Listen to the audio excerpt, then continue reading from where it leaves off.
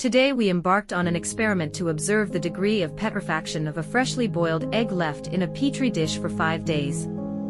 The procedure involved placing the boiled egg in a Petri dish and adding distilled water. The dish was then covered with a lid and left at room temperature for the duration of the experiment.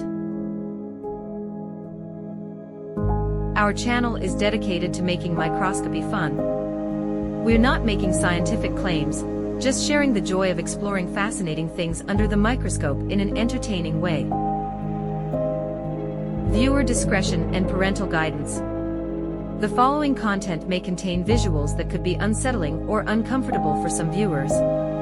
Parental guidance is advised, especially for younger audiences. Please be aware of your own sensitivities while watching.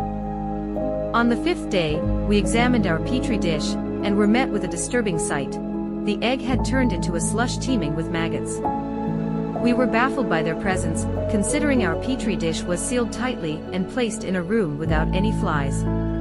Can someone please tell us in the comments section where these maggots came from? As we peered through the lens of the microscope, we were met with a scene straight out of a horror movie. The slushy mixture revealed a chaotic world of wriggling maggots, their tiny bodies squirming and swimming in the gooey mass. It was a surreal sight, watching them navigate through the murky liquid with surprising agility. We couldn't help but wonder how they had appeared in our sealed Petri dish, defying all logical explanations.